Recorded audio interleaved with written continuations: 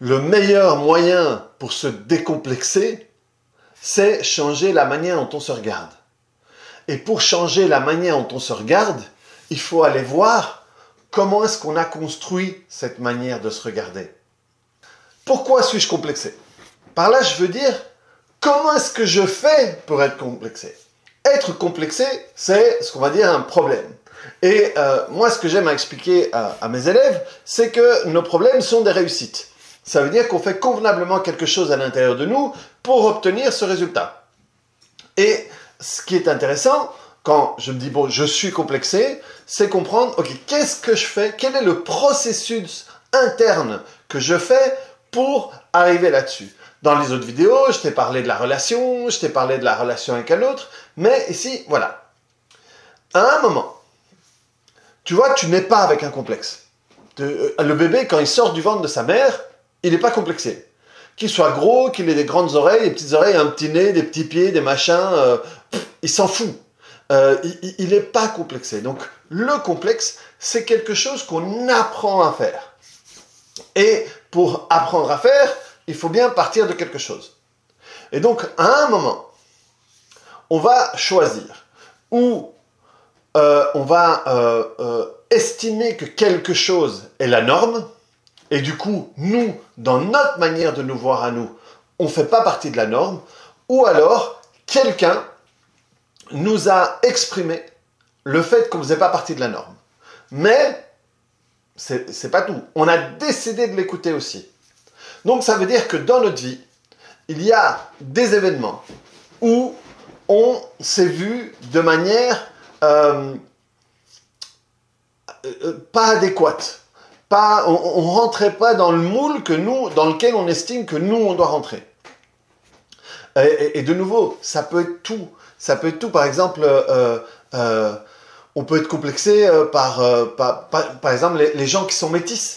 Les gens qui sont métis peuvent être complexés parce qu'ils sont outre blanc, outre noir. La taille, enfin, on peut être complexé, on peut s'amuser à se complexer avec tout. Mais ce qui est intéressant, c'est de savoir, ok, qu'est-ce que je fais à l'intérieur de moi? À quel moment j'ai fait ça? Et à quel moment je me suis dissocié de ce que j'étais pour me dire que je ne suis pas comme je devrais être. Et c'est là qui est intéressant. C'est à cet endroit-là qui est intéressant de retourner, de comprendre comment est-ce qu'on fait ça, et se rendre compte que le problème n'est jamais à l'extérieur. C'est jamais comment est-ce qu'on devrait être. C'est comment est-ce que je me vois. Comment est-ce qu'à un moment, j'ai commencé à me voir, non pas par rapport à moi, mais par rapport aux autres. Et les jeunes de maintenant, phrase de vieux, mais par rapport à nous, voilà, moi j'ai 48 piges, quand j'étais gamin, les magazines, ils n'étaient pas encore manipulés par ordinateur. Les gens d'aujourd'hui, les gens qui sont plus jeunes, même qui ont, je sais pas moi, 25, 30 ans, ben, d'une certaine manière, ils ont vécu presque toute leur vie avec des images qui étaient trafiquées. Vous avez peut-être tous vu ces vidéos où on voit une photo de ces revues pour femmes avec une fille qui est couchée sur le ventre, juste en culotte comme ça, et on voit rien, mais au fait, on voit cette image qui était sur la page du magazine, et après on voit la vraie, et on voit tout le processus avec Photoshop et tout ça, comment est-ce qu'ils refont tout, ils refont le grain de la peau, ils refont la couleur de la peau, ils refont la forme, ils refont tout, quoi. Et donc le problème, c'est que les gens peuvent commencer à s'identifier par rapport à une fausse image. Et c'est là qu'il y a ce problème avec l'image où on cherche à ressembler à une illusion. Et l'illusion, ça va être, si elle est trafiquée, mais même si elle n'est pas trafiquée. Parce qu'il y a un truc qui trafique toujours, c'est notre mental. Nos filtres vont trafiquer. Combien de personnes ont été avec un conjoint qu'ils ont trouvé extrêmement beau pendant tout le temps où ils étaient amoureux d'eux. Et dès que l'amour est parti, ou quand il y a eu le divorce, quand il y a eu les machins, les gens regardent l'autre en disant « Mais comment est-ce que j'ai pu la trouver belle ?»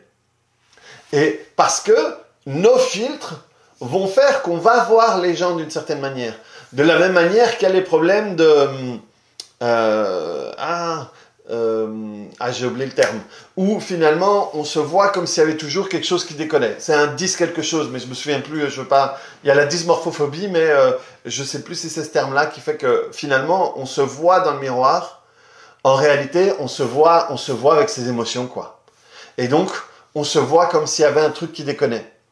Et on n'est jamais OK avec l'image qu'il y a en face de nous. Et c'est des gens qui peuvent aller jusqu'à passer en dessous du bistouri plusieurs fois en essayant de pouvoir se créer une image avec laquelle ils sont OK. Et il n'y a pas de problème avec ce qu'on est, il n'y a pas de problème avec le miroir. Le problème, c'est avec nos filtres. Donc c'est ce qui se trouve entre nos yeux et notre mental. Et si ces filtres sont toujours déformants, on va toujours se voir de manière déformée. Et donc, le meilleur moyen pour se décomplexer, c'est changer la manière dont on se regarde. Et pour changer la manière dont on se regarde, il faut aller voir comment est-ce qu'on a construit cette manière de se regarder. Et avec qui j'ai appris à me regarder comme ça? Par rapport à qui je me suis comparé pour me regarder comme ça? Quel était l'intérêt pour moi de me regarder comme ça? Qu'est-ce que j'espérais? À quoi j'espérais arriver en me regardant de cette manière-là?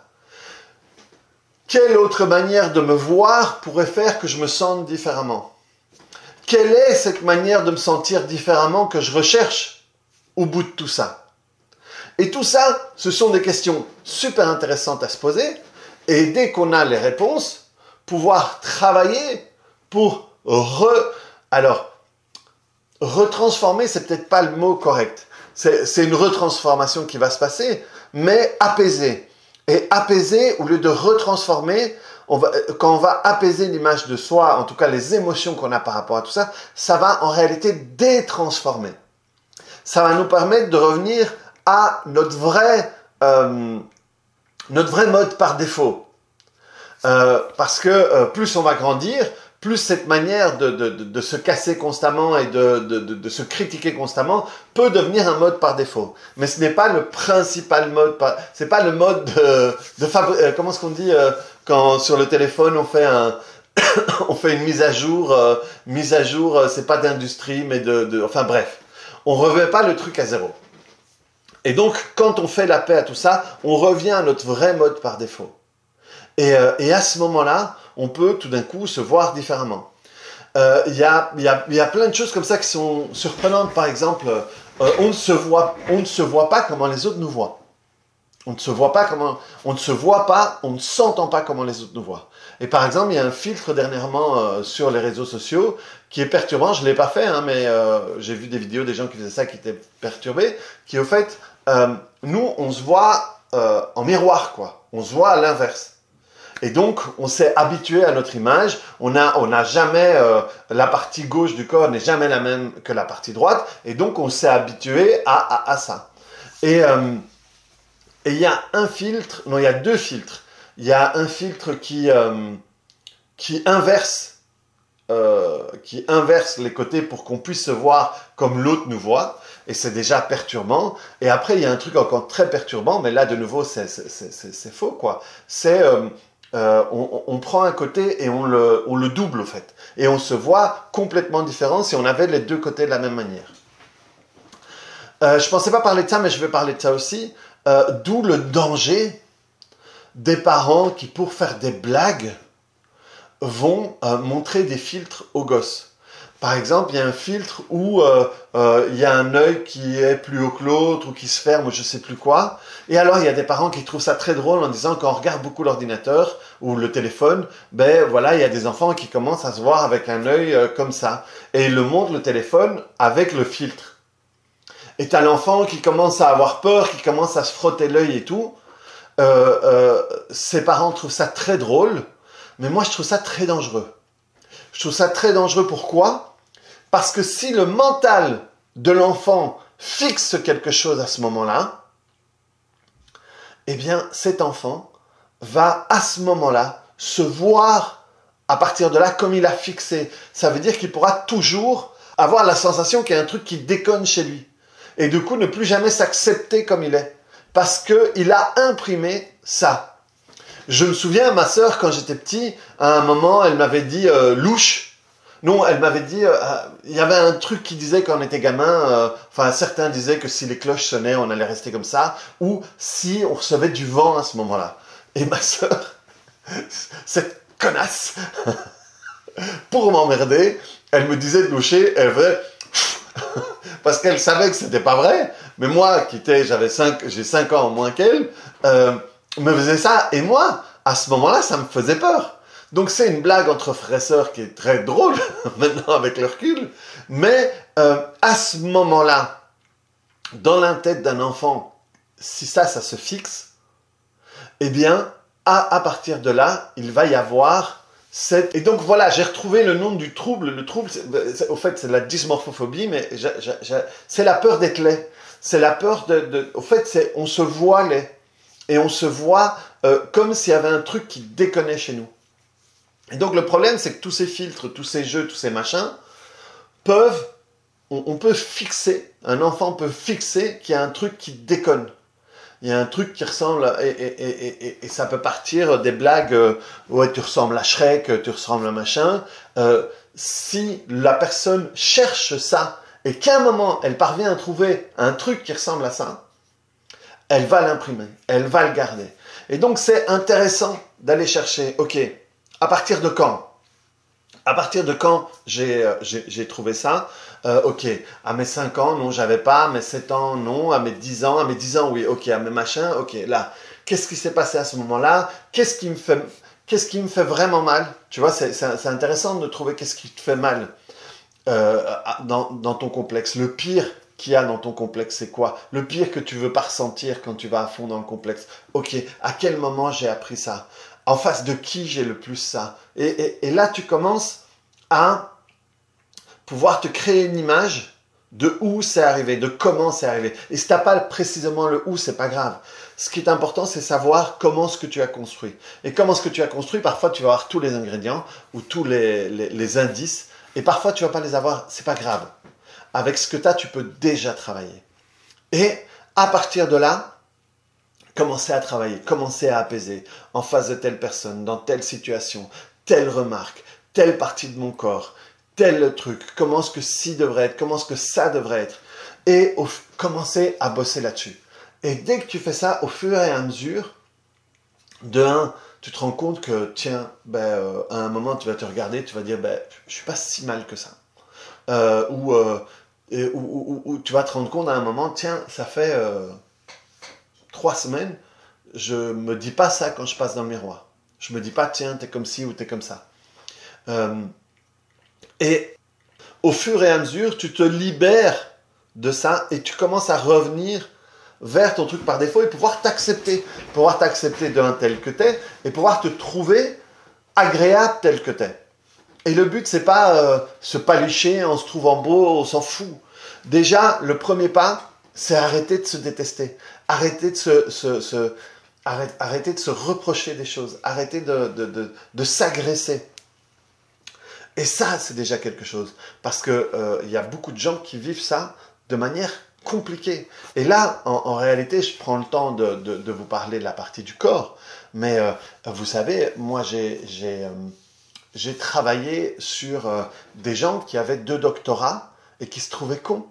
C'est un complexe. J'avais des amis on a connu beaucoup de gens qui venaient faire des doctorats ici près de chez moi parce qu'il y a une université. Et il y avait un gars qui était très intelligent et il se plaçait toujours en infériorité. Et ça vous pourrit la vie. Ça vous pourrit la vie parce que si vous traitez comme ça, tu ouvres la porte à ce que les autres te traitent comme ça aussi. Donc tout ça, c'est du poids. Tout ça, c'est des soucis, c'est des prises de tête. On est constamment occupé à projeter que l'autre va nous traiter de la manière dont nous, on se traite. D'où l'importance aussi de voir comment est-ce qu'on se traite. Et de nouveau, à chaque fois, faire des liens. Ah, ok, je me rends compte que je me traite comme ça. On fait un lien. On lance c'est comme à la pêche, on lance un hameçon. qui est-ce qui avait l'habitude de me traiter comme ça? Et si j'ai du mal, c'est tiens, comment est-ce que je me sens quand je me traite comme ça? Ok, avec qui je me traitais comme ça? Et tu jettes ton hameçon et parfois, ah, ok, un tel à l'école, un tel dans la famille, un tel dans machin. Et au fur et à mesure, tu commences à recréer tout ça et tu peux travailler là-dessus. Je vais te donner encore un exemple. Quand j'étudiais dans les formations, il y avait un prof qui expliquait qu'il a travaillé sur quelqu'un qui avait subi un truc comme 9 opérations du nez. Je ne me souviens pas du chiffre. Et il n'était jamais satisfait de son nez. Et quand il travaillait, ils se sont rendus compte que tout est parti d'un truc bête. Quand je te disais tout à l'heure que dans l'enfance, on peut fixer des trucs, c'est quelqu'un qui lui avait fait « Maintenant, j'ai pris ton nez » et qui est parti et qui lui a dit « Et jamais je te le rendrai. » Et il est parti. Et à partir de là, l'inconscient de la personne a fixé qu'il lui manquait quelque chose au niveau du nez. Et donc, son nez n'a jamais été normal. Regardez Michael Jackson. Son père constamment le traitait de gros pif. Et regardez le nombre d'opérations qu'il a eu, où à la fin, son nez, c'était une tragédie, quoi. Et donc, ce qui est intéressant dans pourquoi est-ce que je suis complexé, c'est comment est-ce que je crée le complexe? Comment est-ce que je l'ai construit? Qu'est-ce que j'associe à l'intérieur de moi pour pouvoir obtenir le résultat final, qui est mon complexe, quel qu'il soit. Et là, on est vraiment en train d'avancer. Parce que même quand tu ne l'as pas travaillé, déjà le fait de comprendre que c'est pour ça et pour ça, pour ça, tu ne peux plus te raconter d'histoire de la même manière. Ça veut dire que quand tu vas te raconter ça, il y a une partie de toi qui va dire « Ah oui, mais c'est pour ça ». Donc déjà, il y a une distance qui se crée.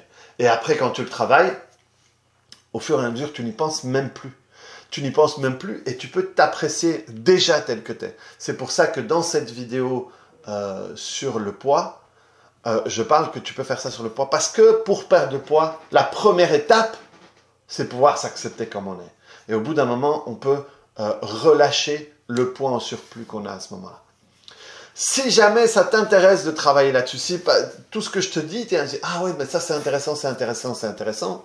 Demain, mardi 8 à 20h30, je fais une soirée tapping sur les complexes. Ça veut dire que je vais te poser ces questions-là. Ça veut dire que tu vas prendre le temps d'écrire ces réponses-là et on va travailler dessus. En tout cas, sur une partie pour commencer. Et comme dans les soirées tapping, le lendemain, tu as le replay dans ta boîte mail, tu vas pouvoir le refaire autant de fois sur tous les détails, même si tu veux, pour te libérer complètement de ton complexe grâce à cette soirée-là. Si ça t'intéresse, le lien est en dessous dans la description. Mets-moi un clic sur le bouton j'aime. Mets-moi des commentaires si jamais ça te parle, si jamais toutes ces questions, ça remue tout ça et ça te ramène à certains souvenirs. Et il y a plein de gens qui me regardent, qui regardent même parfois toutes mes vidéos, mais qui ne sont pas abonnés. N'hésitez pas à vous abonner, comme ça, moi, ça fait monter l'algorithme. Il y a plus de gens qui peuvent avoir du contenu comme celui-là. Allez, à mercredi ou à demain, si on se voit dans la soirée. Ciao!